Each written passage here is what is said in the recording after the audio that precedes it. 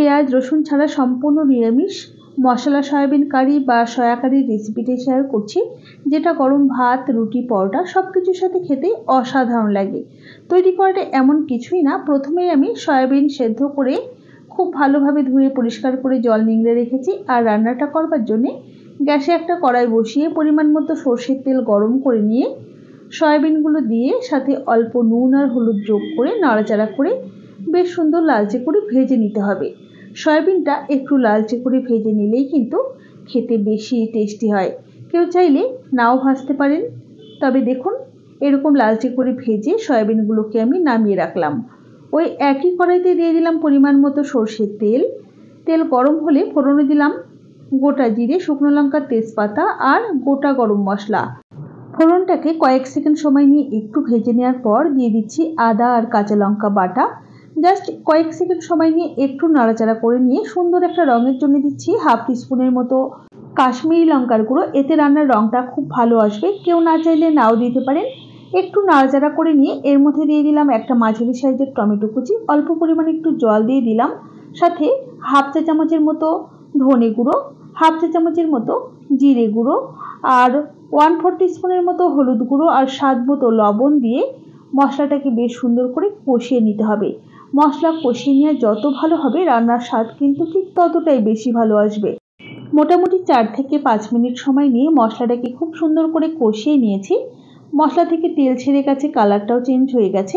এখন এর মধ্যে আমি অ্যাড করে দিচ্ছি অল্প পরিমাণ একটু কাজু বাদাম বাটা। এখানে আমি 6টা গোটা কাজু বাদামকে বেটে দিয়েছি 50 গ্রাম সয়াবিনের জন্যে। সাথে 100 গ্রামের মতো ফেটিয়ে নেওয়া টক দই দিয়ে দিলাম। গ্যাসের ফ্লেমটা প্রথমে লোতে রেখে তারপর নাড়াচাড়া করে মিশিয়ে নিয়ে দইটাকে গ্যাসের ফ্লেমটা একটু মিডিয়ামে রেখেই নাড়াচাড়া করে খুব সুন্দর করে আবারও কষিয়ে নিতে হবে।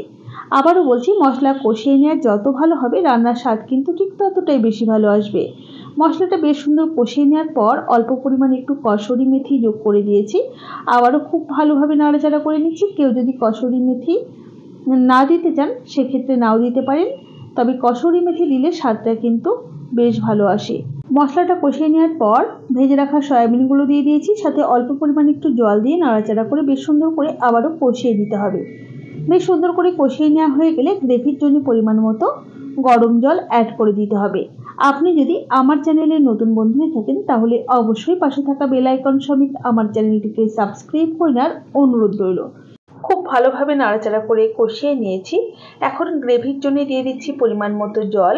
আপনারা যতটা গ্রেভি রাখতে চাইছেন আর কি, সেই বুঝেই জলের ব্যবহার করবেন। সাথে হাফ টিস্পুন পরিমাণ চিনি দিয়ে নাড়াচাড়া করে খুব ভালোভাবে মিশিয়ে দিচ্ছি। গ্যাসের ফ্লেমটা মিডিয়ামে রেখে মোটামুটি 5 থেকে 6 মিনিট সময় নিয়ে ফুটিয়ে নিয়েছি। দেখুন, সয়াবিনগুলো কিন্তু বেশ সুন্দর সেদ্ধ হয়েছে আর গ্রেভিটাও কিন্তু অনেকটা ঘন হয়ে গেছে। তো এই সময়তে একটু নাড়াচাড়া করে নিয়ে এর মধ্যে দিয়ে দিচ্ছি খুব সামান্য পরিমাণ একটু শাহি গরম মশলা গুঁড়ো আর দিয়ে দিচ্ছি অল্প পরিমাণ একটু ধনে পাতা কুচি। ধনে পাতা যদি হাতের কাছে না থাকে সেক্ষেত্রে না দিলেও চলবে, তবে ধনে পাতাটা দিলে স্বাদটা সত্যিই অসাধারণ হয়। একবার একটু নাড়াচাড়া করে গ্যাসের ফ্লেমটা বন্ধ করে পরিবেশন করে দিচ্ছি। আর দেখতে যতটা ভালো হয়েছে খেতে কিন্তু তার চেয়েও অনেক অনেক বেশি ভালো হয়েছিল। রেসিপি কেমন লাগলো অবশ্যই জানাবেন। ভালো লাগলে লাইক ও শেয়ার করবেন। তাহলে আজ এই পর্যন্তই। সকলে ভালো থাকবেন, সুস্থ থাকবেন। হাজির হয়ে যাব নতুন কোনো রেসিপি নিয়ে। ধন্যবাদ।